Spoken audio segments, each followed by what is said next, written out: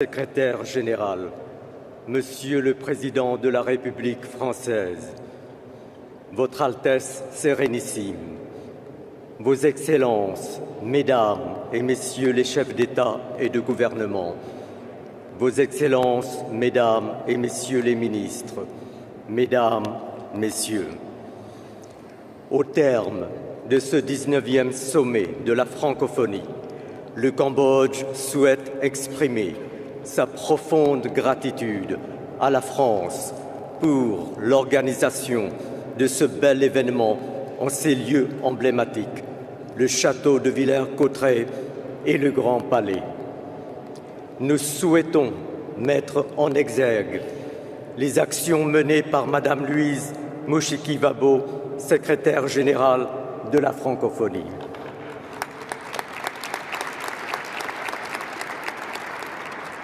Mesdames, Messieurs les chefs d'État et de gouvernement, au nom du Royaume du Cambodge, je vous exprime ma profonde gratitude pour l'honneur insigne que vous m'avez fait en choisissant mon pays comme hôte du 20e sommet de la francophonie. Nous espérons ainsi pouvoir partager avec les autres mondes francophones les singularités de la francophonie en Asie-Pacifique.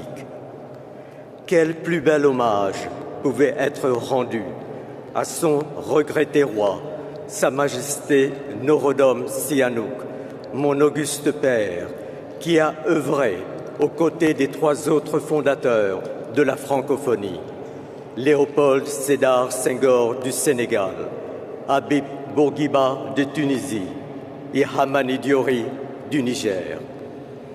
Mon auguste père savourait la langue française, il s'en réjouissait, il en jouait, il se l'est approprié. Nombre des vôtres ont fait de même. Écoutez Mbarek Ould Beyrouk, l'écrivain mauritanien. Le français est un butin que nous avons radié. Ou le Martiniquais Aimé Césaire. J'ai plié la langue française à mon vouloir dire. Et entendez la poète libanaise Vénus Kourigata. Mon rêve, c'est d'écrire le français de droite à gauche avec l'accent arabe et inversement. Le français est aussi une de nos langues et toutes ces langues se parlent entre elles. Au-delà de nos identités diversifiées, tant chéries, nous sommes liés par ce patrimoine commun, cette langue qui nous permet d'échanger et de nous nourrir mutuellement de nos expériences respectives, sans rien renier de nos identités multiples. Alors oui, mon pays réaffirme plus que jamais son ferme attachement à la francophonie. Et dans un monde bouleversé par des violences que nous pensions d'un autre temps, le Cambodge souhaite réitérer son adhésion aux valeurs de la francophonie, à ses principes et son profond attachement en une diversité culturelle et linguistique, moteur du développement humain, et à un multilatéralisme respectueux des règles, érigé en fer de lance de la croissance. Dans un contexte multilinguiste, le français joue un rôle fédérateur dans le développement économique.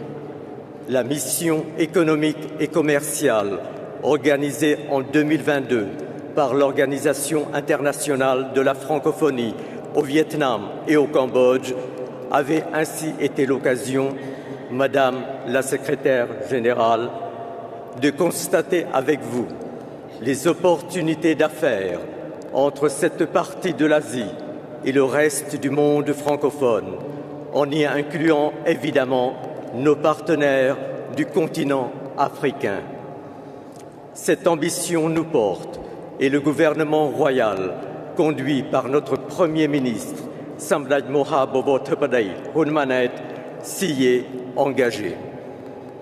Madame la secrétaire générale, Monsieur le Président, Votre Altesse Sérénissime, Vos Excellences, Mesdames, Messieurs, nous vous attendons avec un immense plaisir en 2026 au Cambodge.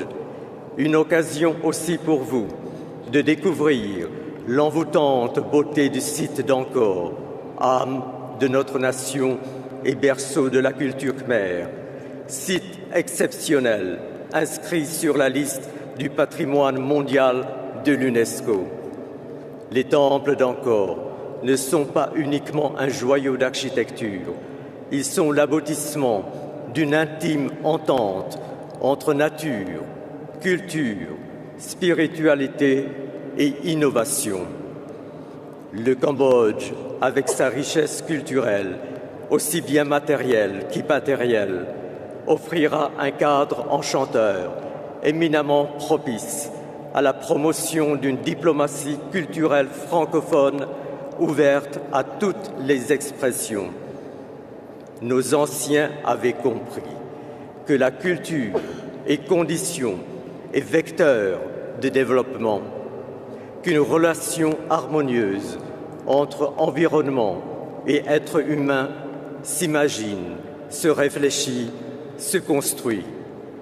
Rappelons-nous cette leçon aujourd'hui, au nom d'un développement durable et juste, d'un développement soucieux de l'avenir de nos jeunesses et respectueux de la sagesse de nos ancêtres.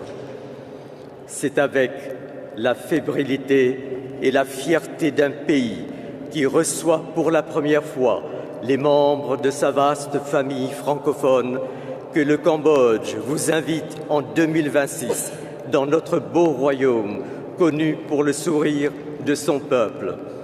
Soyez assurés, chers amis, que son gouvernement et son peuple s'engagent à faire du 20e sommet de la francophonie un moment de partage exceptionnel, une fête. En 2026, le sourire khmer sera le sourire de la francophonie. Je vous remercie de votre aimable attention.